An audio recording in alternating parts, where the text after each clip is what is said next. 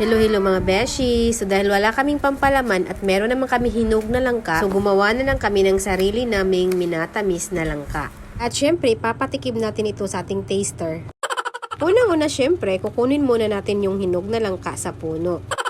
Syempre, pagkatapos hiwain at saka himay-himayin. Saka natin ito slice ng medyo maliliit na pahaba. Hindi namang mas pino pa dyan kung gusto nyo, pero para sa akin mas okay na to. Sinukat ko lang yan at bali 6 na tasa lahat. So, dito na natin siya lulutuin. Lagyan natin ng 1.5 tasa ng tubig, saka natin isalang sa apoy. Sa napakahinang apoy. Para hindi siya masunog, syempre. E-check lang natin ito from time to time, saka natin halo-haloin. Pagkatapos, magdagdag na tayo ng 1.5 tasa ng asukal. Kung gusto mo namang clear ang result, mas mainam na gumamit ka ng puting asukal. Pero dahil wala kami, so ito na lang yung gagamitin namin. Pagkatapos, nagdagdag na ako ng 1/2 kutsara ng asin, pampabalance lang ng tamis. Pwede ka ring magdagdag ng vanilla kung meron, kaso sa amin wala kaming available eh. Halu-haluin lang natin hanggang maluto at makuha ang consistency na gusto natin. At kapag tapos na, palamigin lang muna natin, saka natin ilipat sa isang malinis na lalagyan. Yun lamang po. Salamat sa panunood. Hanggang sa muli. Paalam. Ingat po kayo.